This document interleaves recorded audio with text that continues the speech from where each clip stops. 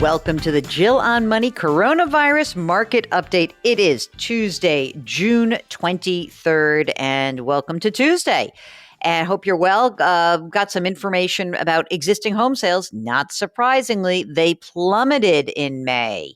Really hard to go out and buy a house when A, you don't have a job, or B, you're scared of your next steps, or C, you've plowed all of the money of your investment account into your emergency reserve because you didn't have that to begin with. Anyway, sales of existing homes, they fell by 9.7% from April. That's a seasonally adjusted annualized rate of 3.91 million units, down 26% from a year ago, the largest annual decline since 1982. That's when interest rates were 18%. Okay, so what do we know about this? We know that this is probably going to be the bottom for the housing market. We'll see. People were starting to become more encouraged beginning of this month. Inventories are down. Okay, so meaning the number of homes for sale just down. We're down by, almost 19% from a year ago. So we've got very tight supply here. That means that prices aren't going down. You think you're going to go find a bargain, may not be happening. So it's really a crazy time in the housing market. Okay, let's get to your questions. Remember, if you have a financial question, email us. Ask Jill at jillonmoney.com. Usman says, I'm currently investing in my 401k and my Roth IRA, 20%, 10% into each. My question, does it make sense to invest in both? I also have a Roth with Prime American because I have life insurance through them. Is it possible to roll this over into an index fund at Vanguard or Fidelity? Thanks for your podcast. Made me realize the rest of us may have a chance to be financially stable in retirement. P.S. I'm a UPS driver. I've been driving with a company for 6 years. Hey, thanks, because I love all the packages you deliver to me. So thanks for that. Listen, if you have a 401k and UPS is matching in your regular old 401k, keep using it. But otherwise, if you're putting money into your 401k and your Roth, that's fine. That's perfect. You can do both.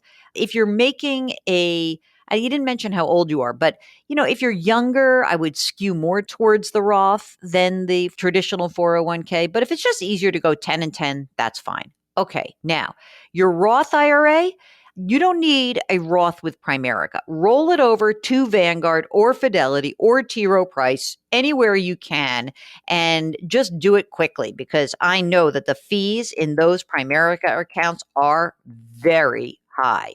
I hope that helps. Get that going. James writes, my wife's credit score is lower than mine. It appears to be because she has a much higher utilization percentage. Should I add her as an authorized user partially on cards that I have, just so her score goes up? I don't know. I mean, do you need to? Do you need to borrow money right now? That's number one. If not, I wouldn't go crazy. Maybe she probably could be put as an authorized user, but I don't know. I don't know if that's going to make a huge difference. It might help a little bit. It's fine. I wouldn't go crazy either way. Steve writes, hi, Jill. I love the podcast. I've got a question. Instead of investing in annuity, which is usually loaded with fees, could a person buy double E or I bonds each month and secure guaranteed monthly income later in retirement? I like the idea of annuity, but not the strings that come with it. You don't need to buy double E or I bonds, by the way. And I wouldn't do either because they're paying really lousy interest. But you could create a bond ladder for yourself, meaning you could buy individual bonds that mature later in life. If it's inside of a retirement account, those could be corporate bonds. But if you're in a high tax bracket or in a high tax state, you might want to buy municipal bonds. Basically, building a bond ladder means you're buying bonds that mature at different times. It's basically creating your own. That's what I would do. I wouldn't buy the double E's, and they're pain in the neck also. Nick is investing for retirement in his 20s. Hi, Jill. I love the podcast. I just discovered it the other day, and I plan on getting your book. Woohoo! Okay, check this out. He's 23 years old. He graduated with a degree in finance last year. So he writes, I'm familiar with markets and things of that nature. My question is, what do you think about having my Roth IRA being 100% stocks until I'm roughly 30, and then start rebalancing every year after that? Market movement doesn't scare me. I know I'm in it for the long haul. I don't think it's bad.